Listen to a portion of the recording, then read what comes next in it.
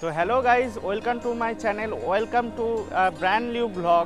তো আজকের কিন্তু ব্লগটা শুরু করছি তারাপীঠ রোড স্টেশন থেকে। কেন কি তোমরা এর আগের ব্লগেই দেখতে পেয়েছো কি আমরা তারাপীঠ এসেছি, টোটাল ট্রেন জার্নিটা তোমাদের সাথে শেয়ার করেছি। তো আজকে কিন্তু আমরা তারাপীঠে কি দেখবো, তারাপীঠ কিভাবে যাব, টোটালটা শেয়ার করব। আশা করছি টোটাল ইনফরমেটিভ ভিডিওটি ভালো লাগবে। তো চলো আজকের ভিডিও শুরু করা যাক। আর দেখো, তোমাদেরকে বলে দিচ্ছি তারাপীঠ রোড স্টেশনের নামলে সচরাচর ওই যে 2 নম্বর প্ল্যাটফর্ম, ওখানে কিন্তু ট্রেন দাঁড়ায়। তারপরে তোমরা এই ওভারব্রিজটা দিয়ে এসে এই দিকে এসে এখান দিয়ে কিন্তু তোমরা বাইরে যাবে, আর বাইরে কিন্তু টোটো অটো দাঁড়িয়ে রয়েছে। তারাপীঠ রোড স্টেশনে নেবেই কিন্তু তারা মায়ের মন্দিরের যে রেপ্লিকা সেটা কিন্তু আমরা লক্ষ্য করছি। দেখতেই পাচ্ছ এই হচ্ছে তারাপীঠ রোড স্টেশন, আর তারাপীঠ রোড থেকে বেরিয়েই কিন্তু এখানে টোটো অটো তোমরা পেয়ে যাবে। এটা ছেড়ে দেবে এক্ষুনি। কত ভাড়া, কত দাদা ভাড়া? কত ভাড়া আপনার 30 টাকা করে। 30 টাকা। মন্দিরও 30, আর বামদেবের দেখুন ওখানে আবার ভিতরে গিয়ে নামিয়ে দিয়ে আসবে। ভেতরে যাবে? হ্যাঁ, নামিয়ে দিয়ে ওখানে নামিয়ে দিয়ে আসবে।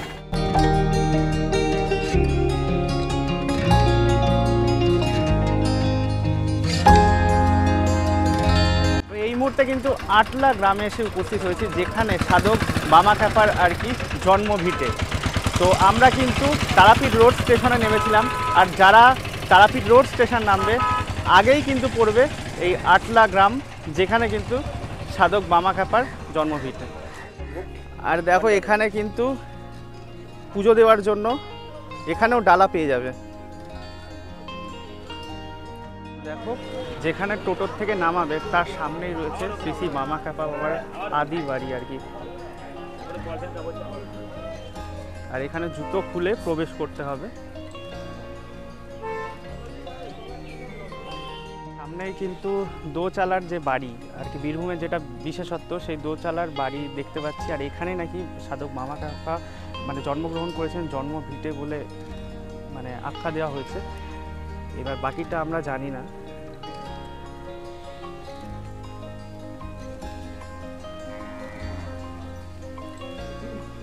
দেখো সাধক বামাখ্যাপা যেখানে জন্মগ্রহণ করেছে সেইখানে তো আমরা ঢুকলাম, কিন্তু এখানে ফটোগ্রাফি অ্যালাউ নয়। তো আমি ভেতরে গিয়ে যেটুকু দেখলাম, সাধক বামাখ্যাপার একটা স্ট্যাচু রয়েছে, আর অনেক ফটো রয়েছে, মানে ঠাকুরের ফটো, মা তারার ফটো রয়েছে। সেখানে একজন বসে রয়েছেন, তিনি আর কি পুজো দেওয়ার ব্যবস্থা করেন। যদিও ফটোগ্রাফি অ্যালাউ নয়, ওর জন্য ভেতরে গিয়ে আর তোমাদের দেখালাম না। দেখো এই বামাখ্যাপার জন্মস্থানের আশেপাশে কিন্তু প্রচুর মন্দির রয়েছে। দেখো এখানে এক সময় বলি দেওয়া হতো, আর এই যে মায়ের মন্দির। এখানে আমরা এসে উপস্থিত হয়েছি, আর এখানে কিন্তু পরপর 3টে বাড়ি রয়েছে। মানে বামাখ্যাপার আমরা যে ফার্স্টে দর্শন করলাম, সকলে বললো ওটাই নাকি আদি। এখানেও কিন্তু প্রত্যেকটা জায়গায় বামাখ্যাপার নিজের বাড়ি, আদি বাড়ি বলে লেখা আছে। তো অ্যাকচুয়ালি বামাখ্যাপার অ্যাকচুয়াল বাড়িটা কোনটা সেটা কিন্তু আমরা জানতে পারলাম না। মানে এখানে পরপর 3টে রয়েছে, এছাড়াও মন্দির রয়েছে, মানে সব জায়গায় আর কি ডুপ্লিসিটি, কি বলবো আর। দেখো এই গ্রামে এসে কিন্তু লোকাল একজন দাদা, তার শপ রয়েছে, এখান থেকে তোমরা সব কিছু পেতে পারো মানে পুজো দেওয়ার জন্য। এছাড়াও ওনার মুখ থেকে শুনে নিই এই গ্রামের কিছু বিশেষত্ব। বিশেষত্ব বলতে এখানে বামাখ্যাপার একমাত্র চেলা হচ্ছে লালু আর ভুলু।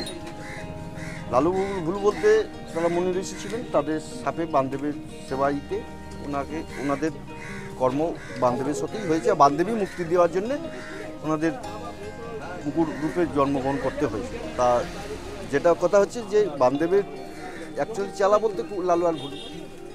আর এখানে যত যাত্রী আসে ওনাকে দর্শন করতে, পুজো ভোগ দিতে, তো সেই ক্ষেত্রে যাত্রীরা এসে তাদেরকে খাওয়া দাওয়া করায়, বিস্কুট যে যা পারলো ভালো মন্দ যেটা নিয়ে এসে দিল।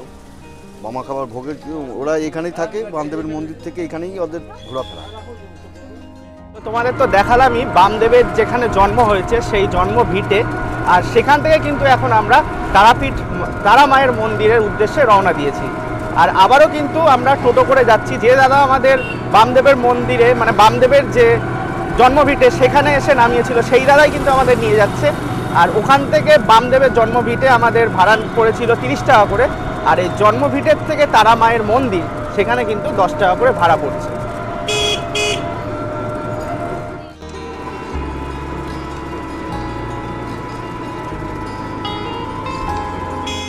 দেখো এই ব্রিজটা পার হয়ে এসে এই ডান দিকে পড়বে মায়ের মন্দিরে যাওয়ার গেট, আর এদিকে যত হোটেল এই আশেপাশেই রয়েছে।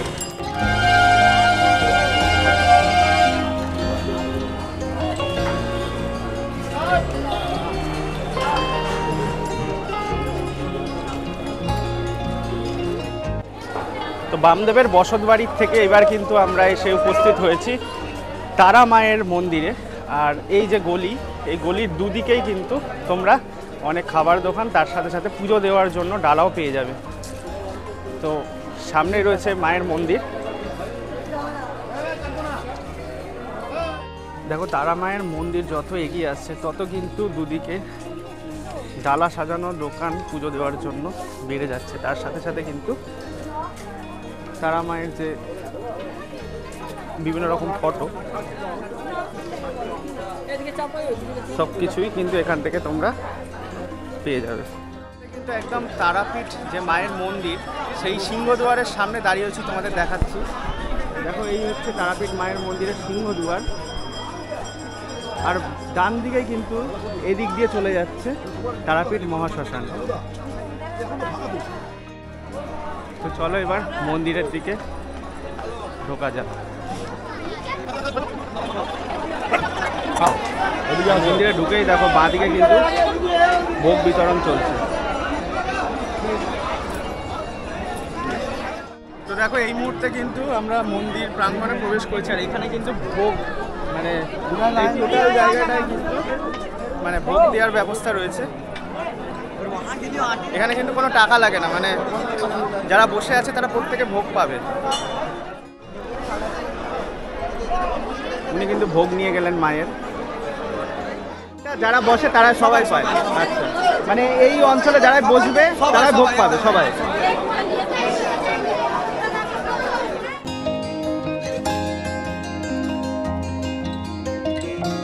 দেখো এখানে দেখো সব কিছু রয়েছে, এখানে পান্তুয়া রয়েছে, এখানে বোঁদে রয়েছে, সব কিছু। আর এই দাদারা কিন্তু সমস্ত কর্মকাণ্ড নিজের হাতে সামলায়। দেওয়ার জন্য কিন্তু আমরা ডালা নিয়ে নিয়েছি মায়ের কাছে পুজো দেওয়ার জন্য। আর 2টোর সময় মন্দির খুলবে, এখন ভোগের সময়। তো তারপরে মাকে দর্শন করব, পুজো দেব। ঠিক আছে, সামনেই হচ্ছে দুধ পুকুর, আর দুধ পুকুরের পাশ দিয়েই কিন্তু এই লাইনটা রয়েছে। কিন্তু আমরা জেনারেল লাইনে দাঁড়িয়েছি পুজো দেওয়ার জন্য, আর দেখতেই পাচ্ছ আমাদের পেছনে কিন্তু সেরকম লাইন নেই, কারণ আমরাই লাস্ট। তো চলো জয়তারা বলে দেখা যাক মাকে ভালোভাবে পুজো দিতে পারি। দেখো এখন বাজে 1:48, আর আমাদের 5:10 কিন্তু রামপুরহাট থেকে ট্রেন রয়েছে। আবার আমরা দাঁড়িয়েছি ডালা নিয়ে জেনারেল লাইনে, দেখা যাক মায়ের কি ইচ্ছা। ট্রেন পাই না, কারণ এখানে বলছে 500 টাকা 1000 টাকা দিয়ে মানে সদ্য পুজো হয়ে যাবে, কিন্তু সেটা যায়নি। জেনারেল লাইনেই দাঁড়িয়েছি, এবার দেখা যাক মা যা চাইবে তাই হবে। হাতে টিকিট নিয়ে দাঁড়িয়ে আছি দোকান জন্য। তারাপীঠ মন্দিরের প্রাঙ্গণে আমরা এসেছি, কিন্তু অ্যাকচুয়ালি এখানে প্রচুর অরাজকতা ব্যাপারগুলো রয়েছে। অরাজকতা বলতে কেউ লাইন দিচ্ছে, কেউ লাইন দিচ্ছে না, এই ব্যাপারগুলো রয়েছে আর কি। লাইন না দিয়ে আমাদের সামনে দাঁড়িয়ে যাচ্ছে, কোনো সিকিউরিটি নেই, কিচ্ছু নেই আর কি। কিন্তু মায়ের মন্দির আমরা দেখতে পাচ্ছি দূর থেকে, আর জানি না মা কি চাইছে আমাদের। আলটিমেটলি আমাদের 5:10 ট্রেন, হয়তো মাকে দর্শন করে তারপরে ট্রেন ধরবো। আর দেখো ভোগের প্রসাদ কিন্তু এখানে এখনো বিতরণ চলছে। চাইছে যে আমাদের হাত থেকে পুজো নেবে, আর 5:10 ট্রেন। আমি তো ভাবলাম ট্রেন পাবো না, কিন্তু 3টে বাজে, দেখা যাক মায়ের যা ইচ্ছা তাই হবে। জয় মা।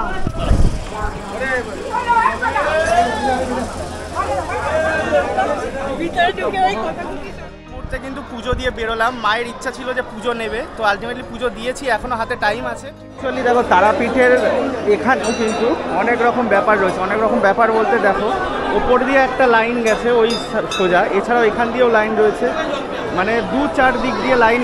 এছাড়াও টাকা দিয়েও কিন্তু মানে মায়ের পুজো আগে হয়ে যায়, যেটা কিন্তু এই তারাপীঠেই আমি এসে দেখেছি। যাই হোক, এইভাবেই চলছে মায়ের পুজো, কিন্তু ভগবান তো এগুলো চাইনি না। তারা মায়ের যে ভোগ, সেই ভোগ প্রসাদ কিন্তু এখানে পার্সেল করা হয়। দেখো এখানে প্যাকিং হচ্ছে।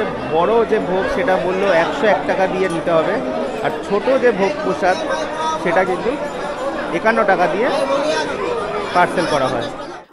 তো এই তারাপীঠে কিন্তু 2024 সাল থেকে আর ভেতরে ঢুকে মায়ের সাথে সেলফি তোলা বা ভেতরের গর্ভগৃহের ফুটেজ কিন্তু কেউ আর পাবে না।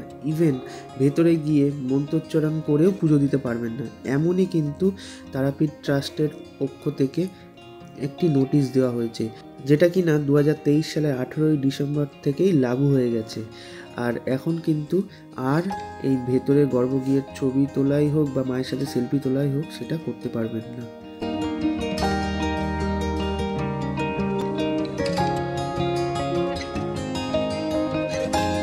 আমি বাক্স দেখো, ওই তারা মায়ের মন্দিরে কিন্তু চারিদিকে এছাড়াও অনেক মন্দির রয়েছে। এখানে যেমন দেখো তারা মায়ের আর একটা মন্দির রয়েছে।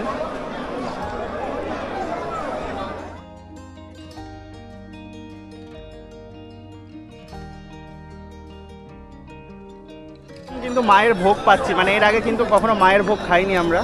দেখো এই দাদা দিচ্ছে,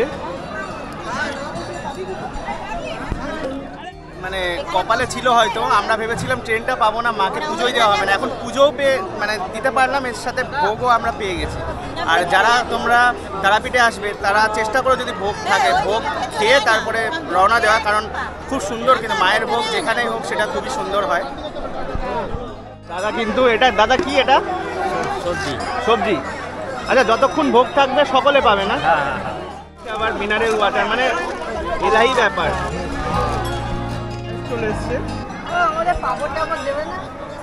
সবই মায়ের ইচ্ছা, মানে পুজো দেওয়া হলো, ভোগও খাওয়া হলো। এবার কিন্তু আমরা শ্মশান ঘাট যেটা রয়েছে একদম সিংহদুয়ারের অপোজিটে সেই দিকে যাব। আর ওখানেই কিন্তু সাধক বামা থাকা ওখানে ধ্যান করতেন, মায়ের নাম জপ করতেন। তো চলো এবার কিন্তু যে মহাশ্মশান রয়েছে সেই উদ্দেশ্যে যাচ্ছি। যদিও এখন কিন্তু অতটা ভয়ের কোনো ব্যাপার নেই, মানে আগে যে সময়ে ছিল, আমি যতদূর মানে ছোটোবেলায় এসেও দেখেছি মরার মাথার খুলি দিয়ে আর কি যজ্ঞ করতে, জানি না এখন অতটা ভয়ঙ্কর কিছু আছে কি না। একদম মহাশ্মশানে প্রবেশ করলাম তারাপীঠে।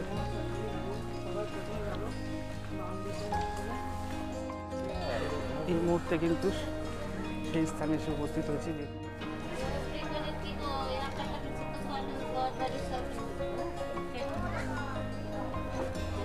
ঠিক এইখানে কিন্তু মায়ের চরণ স্পর্শ করেছিল বামা খ্যাপা, আর ঠিক তার পাশেই রয়েছে কিন্তু যেখানে সাধক বামা খ্যাপার সমাধিস্থল। বামদেব যেখানে মায়ের চরণ স্পর্শ করেছিল আর সমাধিস্থল, তার ঠিক সামনেই কিন্তু রয়েছে বলিকাঠ, মানে এইখানে বলি দেওয়া হয়।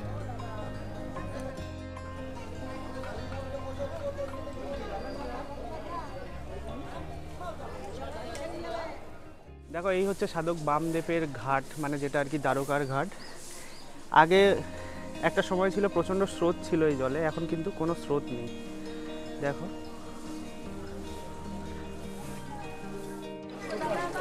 দেখো এখান দিয়ে মা তারার যে রুটটা রয়েছে এর আশেপাশে কিন্তু প্রচুর হোটেল পেয়ে যাবে, মানে এখানে ঠিক দীঘার মতো, মানে দীঘাতে যেমন প্রচুর হোটেলের অপশান তোমরা পাও, ঠিক সেরকমই কিন্তু এখানেও প্রচুর হোটেল রয়েছে। মা তারার যে রুট এটাতেও রয়েছে, ইভেন দ্বারকা নদীর এই পার আর ওই পার দুই পার মিলিয়ে প্রচুর হোটেল আছে। তো দেখো ফাইনালি কিন্তু আমরা এখন মানে বাসে উঠে পড়েছি। আর অ্যাকচুয়ালি ওখান থেকে টোটো অটো যা রয়েছে সব 40 টাকা করে ভাড়া চাইছে, আর বাসে আমাদের বললো যে 30 টাকা স্টেশন পার হেড।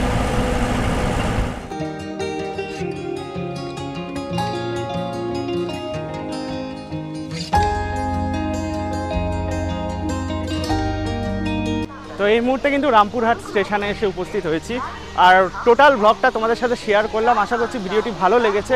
কমেন্টে জানাতে পারো যে আরও কিছু ইনফরমেশান যদি জানতে চাও, আরও কিছু জানতে চাইলে অবশ্যই কমেন্ট করো। আর দেখা হচ্ছে নেক্সট ভিডিওতে, ততক্ষণের জন্য বাই।